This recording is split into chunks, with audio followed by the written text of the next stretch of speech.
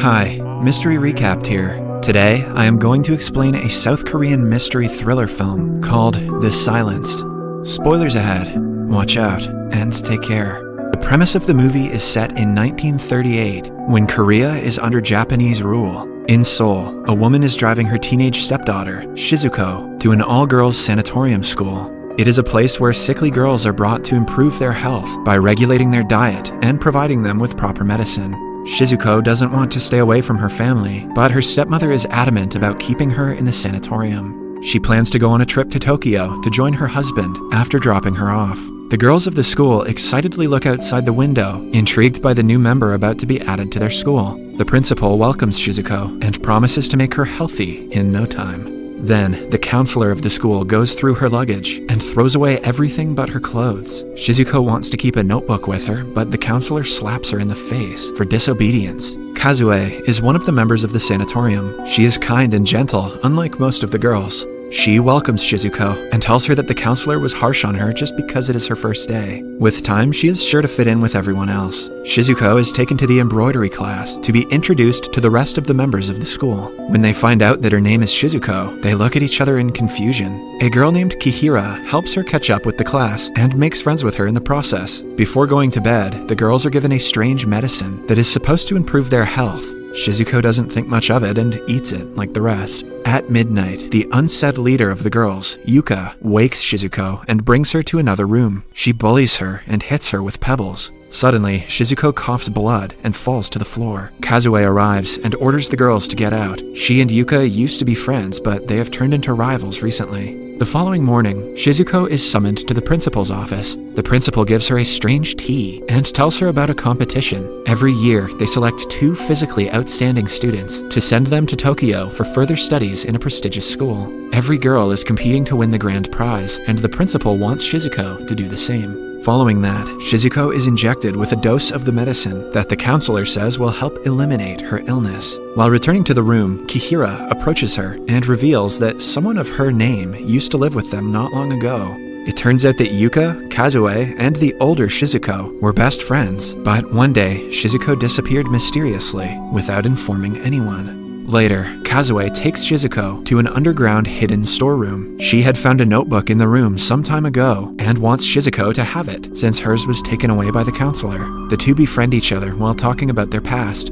In school, the level of physical fitness is measured by how long the girls can jump. In their next physical test, Yuka and Kazue score the highest. Shizuko, however, cannot even make the jump.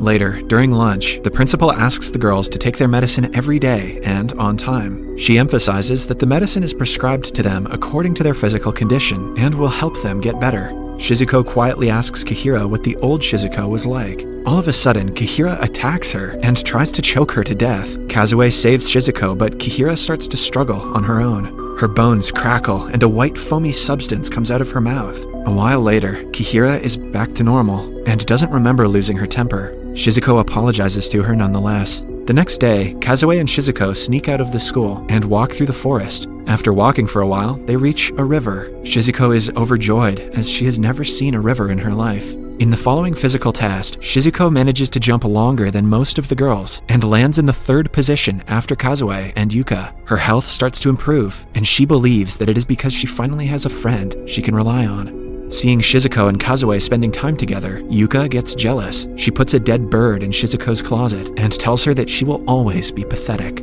However, now that Shizuko is healthy, she doesn't back down. She puts the dead bird on Yuka's plate during breakfast to retaliate. One day, Shizuko discovers a notebook under Kazue's mattress and decides to check it. Inside, she finds a torn picture of Kazue. Then, she notices a necklace on the floor, but before she can pick it up, a hand emerges from under the bed and takes it away. On checking, Shizuko finds no one under the bed. Seconds later, a gruesome-looking girl appears on the other side of the room. Shizuko runs outside in fear and bumps into the counselor. When she checks under the bed again, she is surprised to see no one. Then, a girl named Iguchi mysteriously disappears. The principal announces that her mother came in last night and took her home. Shizuko doubts the story because the girl under the bed looked exactly like Iguchi. She tries telling Kazue about the matter, but is dismissed. Following that, Kihira asks her if she really saw Iguchi. When Shizuko confirms, she asks her to look under the stairs. To her horror, another girl in the same condition as Iguchi lies inside.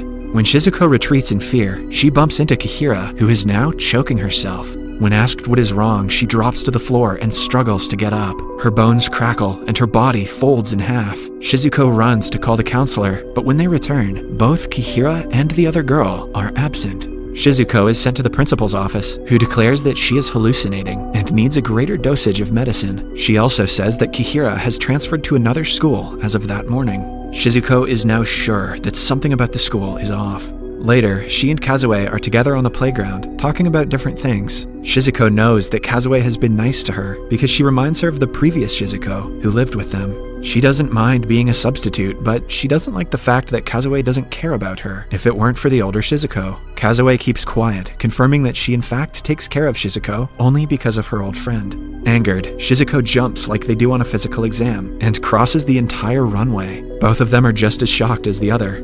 They go to the bathroom, where Shizuko says that she feels weird and asks for her help. This reminds Kazue of a past event that still haunts her. She runs away and goes to the basement. In the middle of the room is a big box that also reminds her of something from the past, related to the older Shizuko. Following the encounter, Shizuko goes to the principal's office and asks to be off the meds now that she is feeling a lot better. The principal agrees and asks her to return to her room. During the next embroidery class, the principal announces that she is going to choose a potential candidate who she thinks will win the competition. Everyone believes it will be either Kazue or Yuka, but to their surprise, she chooses Shizuko. Once the teachers are no longer around, Yuka attacks Shizuko for taking away her opportunity. After being banged on the cupboard several times, Shizuko screams and pushes her back. The force causes the cupboard glass to shatter into pieces. In a fit of rage, Shizuko grabs Yuka by her neck and lifts her into the air. Her strength surprises everyone, and no one dares to stop her. She only comes back to her senses when Yuka falls unconscious.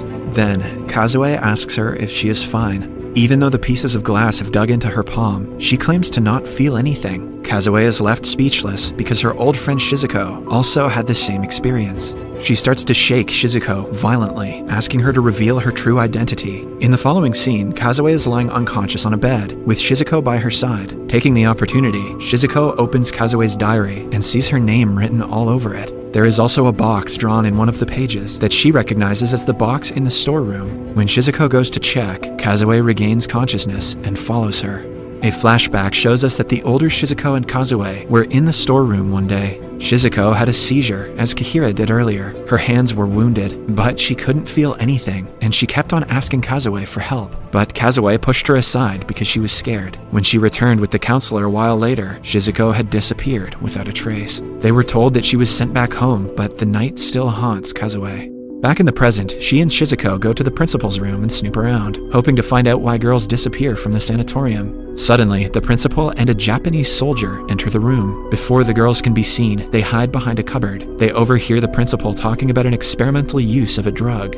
After the two leave, the girls open up a safe with a key. Inside, they find files about experimental drugs that are being used on the girls. It turns out that the military is trying to create a drug that will breed soldiers with superhuman strength. They are funding the sanatorium so the principal can use the drug on the girls to test them out. Till now, they have found that the drug provides temporary superhuman powers before causing death. This explains why Kazue could jump so high, and why the girls get seizures and disappear the next day. In reality, they do not disappear, but die, because of the drugs being fed to them daily. The girls are interrupted when they hear the others yelling. On stepping outside, they see Yuka on a tree branch. She falls off of it and dies. The girls are asked to go back to their room by the counselor. Then, she notices that Shizuko and Kazue are not with the rest of them. Outside, they are running through the woods to get as far away from the sanatorium as possible. They ultimately reach a military base and have to stop. As they are about to turn around and run in the other direction, a soldier catches them. When the girls retaliate, Kazue gets shot in the back. Shizuko whispers something in her ear and runs away, while the soldier brings Kazue back to the sanatorium. Then, the principal sedates her and restrains her to a bed. Meanwhile, Shizuko arrives in her office and retrieves a gun to help Kazue. She finds her in her room, and something else catches her attention before she can help her friend. Suddenly, the soldier attacks her from behind and knocks her out. In the following scene, we see that the principal and the counselor have sedated all of the girls and are making them inhale a test drug. The principal is ecstatic because her experiment is about to be successful by the morning. However, the soldier has another plan. The principal has been treating him like a servant and insulting him. Since the experiment will be successful by the morning, this means the military doesn't need her anymore, so he is welcome to do anything he pleases. He tells her that he is taking over the authority of the experiment, but the principal refuses to cooperate. The counselor also sides against her and slaps her in the face. Soon the place is swarmed by soldiers. Somewhere else, Kazue wakes up inside a box that is being filled with water. She tries to escape, but is trapped. A while later, Shizuko wakes up and runs to look for Kazue, but she comes across a room with several tanks, with the girls frozen inside of them. To Shizuko's horror, Kazue is also inside a box. She cries, asking her to come out, but her friend is long dead. When the sadness washes away, rage takes over her. She goes outside to kill everyone who was involved in the experiments that killed her friend. Because of her superhuman strength, she easily picks up a heavy wooden door and throws it at the soldiers and the principal. They retaliate by showering bullets towards her, but she manages to dodge them and hide. Following that, she kills all the soldiers one after another. In the other room, the girls have also gained consciousness. Induced with superhuman strength, they attack the counselor and strangle her. Somewhere else, the principal tries calling the military base, but Shizuko finds her before she can. The girl picks her up and throws her to the ground with little to no effort. Then, she is making her way to Kazue when suddenly, the principal shoots her. The bullet misses Shizuko and hits the box, breaking it. Kazue's lifeless body falls out of it. Further enraging Shizuko, she picks up the principal and impales her on the wall. In the final scene, we see that the girls have killed each other, growing aggressive because of the drug that was given to them. They have also embroidered the counselor's body after killing her. The entire sanatorium is a mess, and dead bodies lie everywhere. The only person alive is Shizuko, who is sitting by Kazue's corpse. The moral of this story is that steroids are no good. Subscribe for more videos like this. Turn on notifications. Thank you for watching.